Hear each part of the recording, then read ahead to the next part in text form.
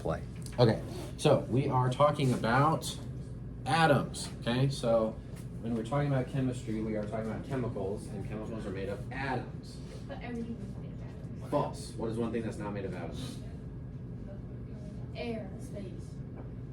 Ice, Vacuum. boogers. If you can...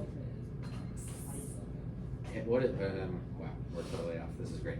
Air is made of gas, which is made of oxygen and nitrogen. Air is made Which of are atoms. atoms. Yeah. What about light? Oh, no. What about gravity? No. So, what about energy? Yeah. No. No, You can't like pour energy into a cup. It's just coffee. that's different. So, anyway, many things are made of atoms, but not everything. So like everything except for like 3 things. Sure. Okay.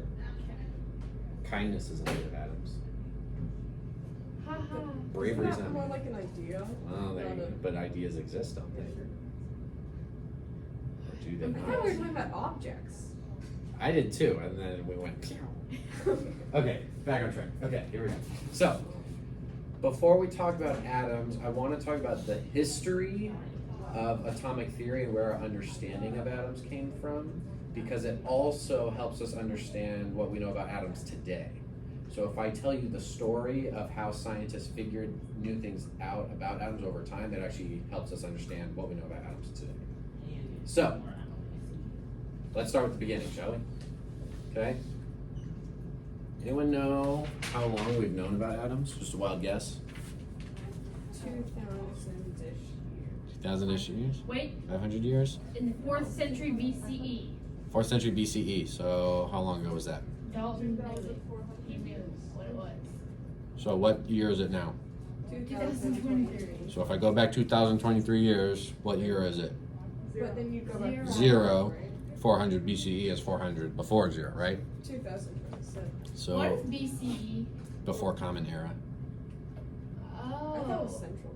I thought it was Christ. It before was, but Christ. then they're like, nah, religion. So they changed it. Oh, Yeah. But it was originally before Christ. that's what I thought. So, in the negative 400s, there was a guy who was a philosopher, and there are writings from him where he actually wrote down the idea of atoms, right? Democritus was his name, What? okay? Who's Dalton? Yeah. Ooh. So here's, actually, this is the wrong word. This should say hypothesis, okay? Theory is a different thing. Okay, the first hypothesis of atoms, okay? So if you think about just materials in general, right? Like I've got some aluminum, right? If I snap this, well actually, can I snap this in half? Like theoretically? No. Yes, you can break things in half, okay? Can I break that half in half? Yes. Could I break that quarter in half? So here's the question. Can you break things in half infinitely forever? Or do you eventually get to a point where you've got to the smallest part and then you can't break it anymore? Yes. This is the Isn't it- question that Democritus was thinking about.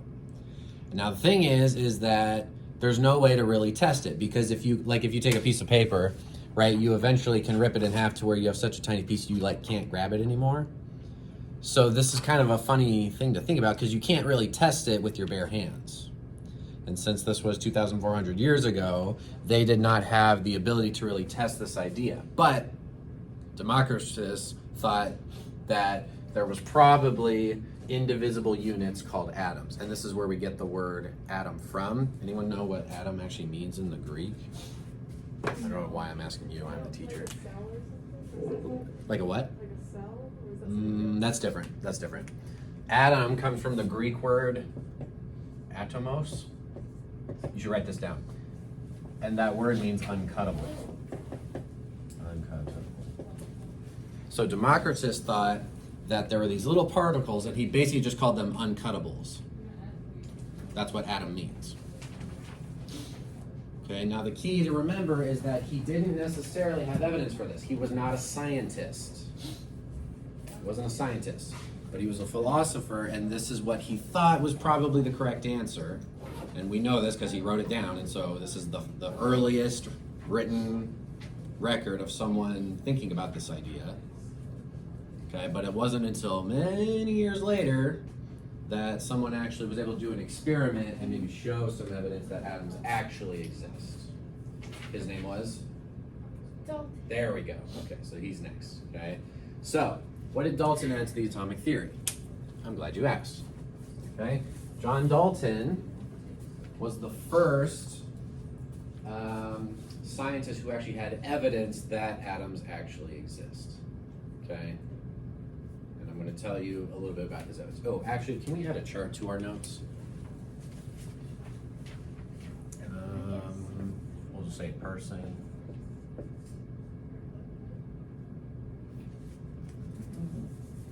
Let's do 3 column. Okay, I want to make sure I stay on the board. Okay, nothing. So person. This will be a good summary. Contribution.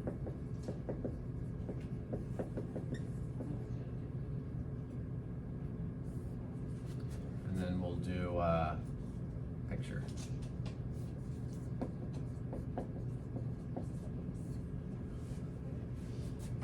Or actually, sorry, changing the words on the fly. Put model. The name of their model. All right, so the first guy we talked about was Democritus.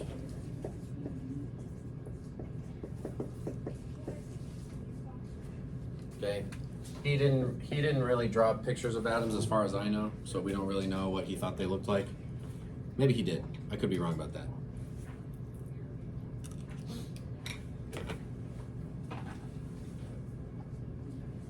But we're just gonna say atom means uncuttable. Okay, so we can add that. Atom is uncuttable. Okay, so now we have Dalton. John Dalton. A fine British bloke. He did some interesting experiments, and actually, my chemistry students actually did an experiment last week that was actually very similar to his. So we can actually do the experiments he did. Where if you take, why is this out of order? Yeah, my slides are out of order. Backing up.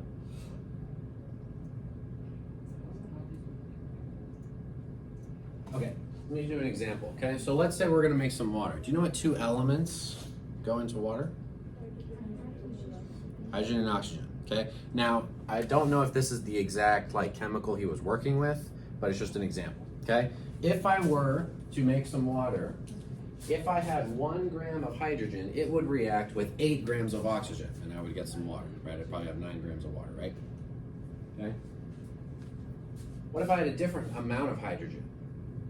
If I had 5 grams of hydrogen, it would react with 40 grams of oxygen in a different experiment. If I had 3 grams of hydrogen, it would react with 24 grams of oxygen. Okay, so let's pretend that these are 3 separate experiments.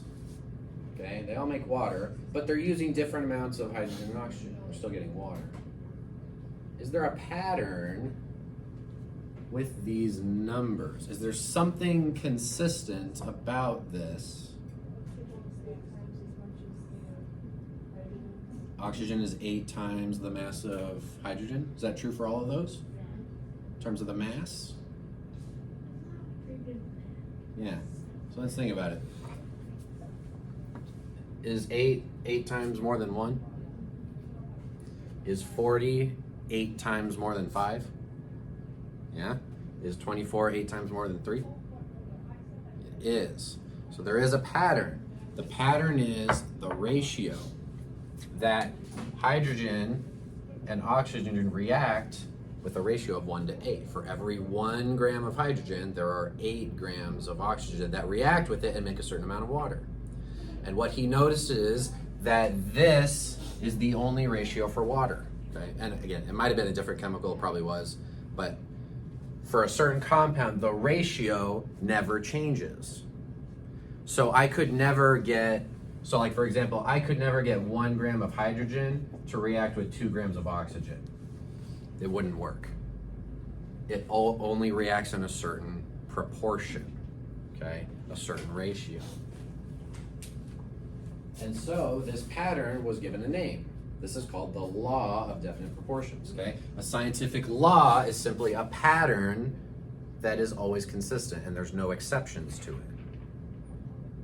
Okay, so a scientific law is a very special type of pattern. It's a pattern that has no exceptions.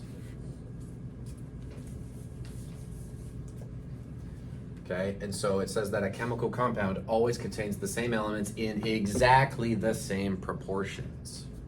Okay, now the proportion is different for different chemicals, but for a given chemical, its proportion is always the same. Water is always a 1-to-8 ratio in terms of mass of hydrogen and mass of water, or oxygen, sorry, can't tell.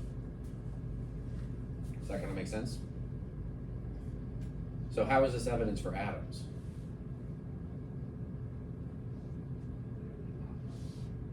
Okay, or here, let me show you another one. Another way we can talk about is percentages.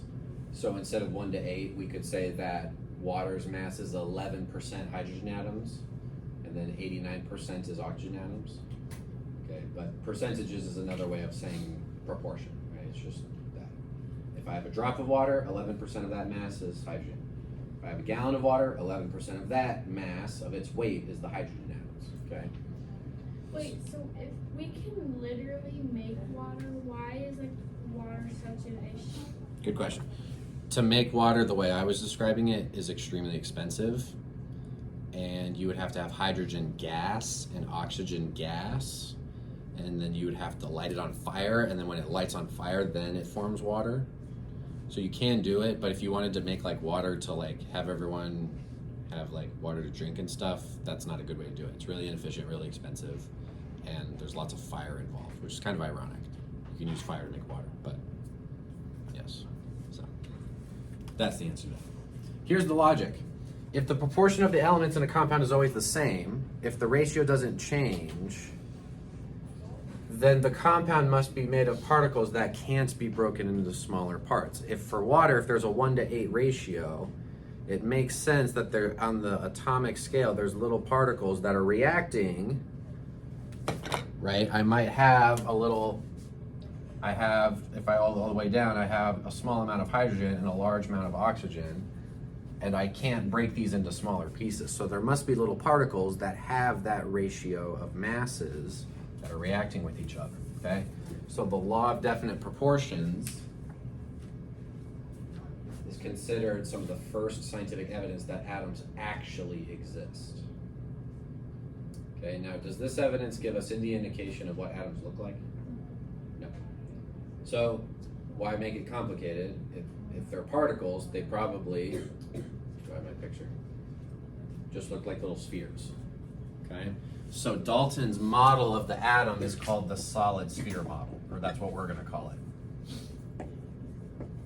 He has evidence that they exist, but we don't really know what they look like, okay? So they probably just look like that. Right, just a little ball. And these are actually some of his drawings. Okay, now he puts little symbols in them so you can tell different ones. But look, he's got a little periodic table right here. Okay, we didn't have this many elements. We didn't know about that many. Okay, but we've got a little periodic table right there. And look, they combine in different amounts. Okay, so our first model here, the first understanding of what we think an atom looks like is just a solid sphere. You okay with that? Okay, who comes next?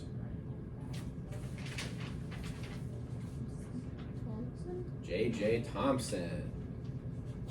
Okay. Oh, here's some other examples. Okay. Caffeine is always 50% carbon, 5% hydrogen, 16% oxygen, 29% nitrogen. And those percentages never change no matter how much caffeine you have. And it has to do with the particles that it's made of. Okay, so Thomson discovered something interesting about atoms. There's something inside the atom. It's not just a hard sphere, there's something inside, which is pretty wild. And he was trying to study radiation. Radioactivity was discovered around this time. This is the early 1900s. And so they were studying that. And so he was doing experiments with something called a cathode ray tube. I'll show you a picture of it in a second. And it like shoots a beam of these particles And he realized that these particles have a negative charge and they're coming from atoms. And no matter what type of atom he put in his tube, different types of metals, they all emitted these negatively charged particles. So it seems like atoms have something else inside of them. They're not just a solid sphere. Okay, and so his experiment looked a little something like this. This is actually what are in like the really old TVs that are like really huge. They actually have these kind of things. Okay, so you have your sample in here, and it can produce a beam of particles, and he ended up naming them electrons because they have an electric charge. And if you have an electric field right here, they are reflected away from the negative side. So these particles are flying through this tube here, and if I make this plate negatively charged, it repels. So I kind of got ahead of myself. If this repels from negative, what charge are these particles? Negative, yeah. If it repels, that's also negative. So these particles are negatively charged, and they're coming from inside an atom. It makes sense if a particle has an electric charge, we could just call it an electron, right? Let's just call it that. Okay, so there's Thomson. So we need to redraw the atom. This is no longer accurate. We should represent our atom so that it actually has these negative particles. Okay? Well, the particles came from inside the atom, so why don't I just do this? Right? We just put negative particles inside of our atom. Well, negative charges. There's a problem with this though. If my atom has negative charges in it, what charges my atom? It would be negative, right? If it only had electrons in it. But if all the materials around us are negatively charged, what should they be doing to each other? If everything's negatively charged, it should all repel. Is everything around us repelling? No. Everything's neutral. Everything's electrically neutral generally. So logically, there must be some positive in there. So we don't necessarily know what that positive is made of, but we know that if there's negative, there also has to be positive because everything around us is not just negative. So we'll just say that the atom itself, the material of the atom, is positively charged, and there's negative little particles in it. Because we know there's negative particles. We know that much. Okay? So this is our new picture of an atom. What should I call this? Or what did Thomson call it? Sort of the P. He named it after a food. Plum pudding? Plum pudding, yeah. Are you videoing us right now? Am I what? Videoing us right now. No, I'm videoing the board. This is what the plum pudding model looks like. Okay, this is a very British name. Okay, so think of plum pudding as like oatmeal with like raisins in it. And so he's imagining that an atom is like this little blob, and it's got these little particles in it, kind of like raisins in your oatmeal. And those are the electrons, but the blob is positively charged, and so that's how it cancels out. Okay, so his understanding is called plum pudding model.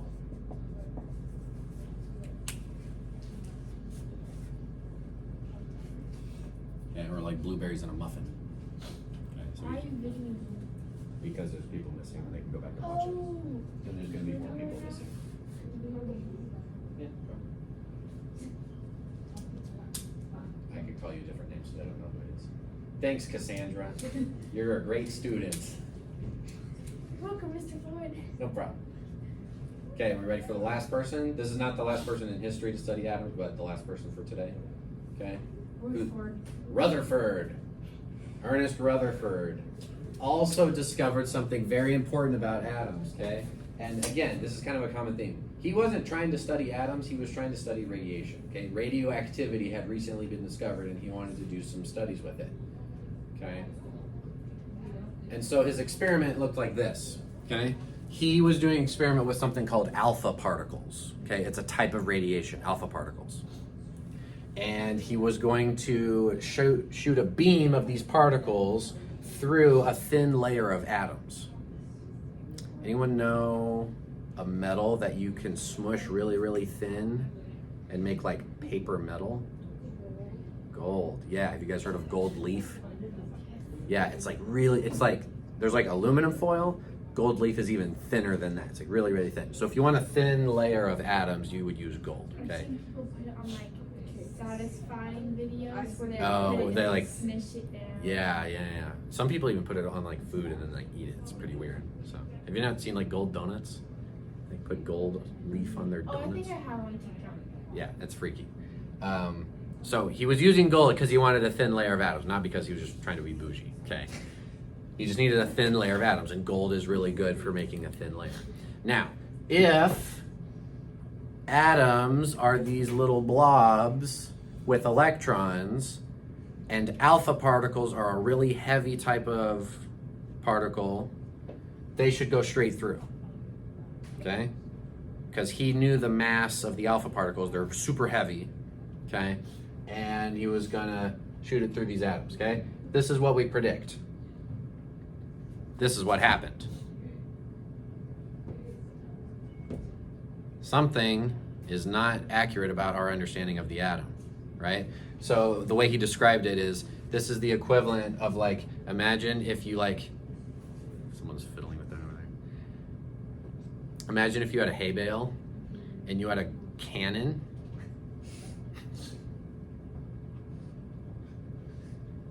This is gonna be a weird video. Imagine if you had a cannon and you shot a cannonball at a hay bale.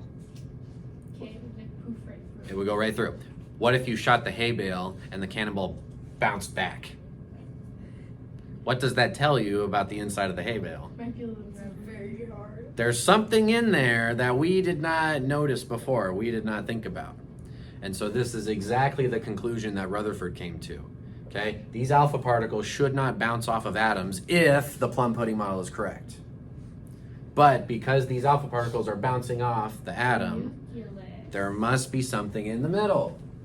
What should I call the core of an atom? The nucleus. Okay? He discovered the nucleus. And even on top of that, he also discovered that there's a positive charge inside the nucleus. Okay, and so he also discovered the proton. Okay, so there's two things I want you to know from Rutherford and the gold foil. That's called the gold foil experiment: the nucleus and protons. Okay, so we have this and we have this. Okay, I want you to ignore neutrons; those were discovered later. Okay, so those are not part of his experiment. Okay, that was like 20 years later or something. Okay, so Rutherford.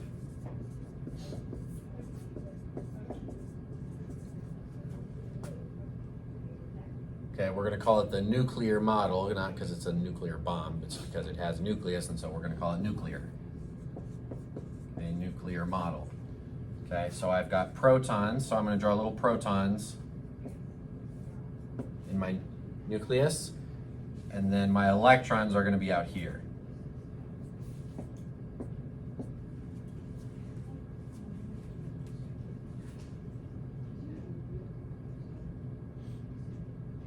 Okay, something like that. So you'll notice we're discovering something new about the atom as we go. Lots of people are doing different experiments and they're all contributing what they're finding. Right? They're all talking to each other and trying to piece all their different experiments together. Okay? Crazy thing about the nucleus, okay? This is the picture on the projector is kind of a bad picture. The nucleus in that picture is way too big. Okay? Let's say that I had an atom, and let's pretend the atom is the size of this stadium. It's a big atom. Okay, a huge atom. Let's pretend that we have a huge atom. How big should the nucleus be if it was to scale? A dot. Soccer ball. A dot. The head of a needle. A millimeter. If your atom was 100 meters big, then the nucleus is 1 millimeter. Okay? The nucleus is 100,000 times smaller than the atom. Okay? It exists, it's there, right? Because the alpha particles bounced off, right? The whole foil thing, everything. Like, it was definitely there, but it's really teeny tiny. So if my atom is this big, right, that whole thing, the nucleus is a little speck. Which is crazy. You think, well, atoms are already tiny, right? You can't even see them in a microscope because it's too small for a microscope to even see. And then the nucleus is even 100,000 times smaller than that. It's right at the center. Kind of So freaky. we have like a ton of nuclear cells. Yeah, your body has trillions and trillions of nuclei in it. Yeah. Well, did you know the other day I was playing this trivia game on my phone, Yeah? and the board game Go has more possible positions on it than the amount of atoms in the universe. Really? Yep. That's Look it kind of up. crazy. Look it up. I believe you. I'm We not should even going to play look it at on the last day of school. on our field trip Yeah. that I pay for McDonald's. to And now McDonald's. we can, if We'll pay for McDonald's if you get us. McDonald's is a pretty educational place, honestly. I learn a lot at McDonald's. Grade did that one year. They all like walked over to McDonald's. We should Yeah. do that. I mean, I don't can even have to contribute. drive us. Oh, did they like do? 50. Yeah, that's true. Yeah, you can walk through. Just go to Taco Bell. McDonald's. And then we could even take Breakfast our tacos. notes and study there. Yeah. Interesting. Or we could take our tests there. Interesting. Or we could go to Scooters. Summer. Interesting. Let's study in the summer. We'll think about it. Or we could go take Questions about this? Go to the lake. Let's go to the lake. I'll take that as a no. Getting a little This is wild. going on YouTube.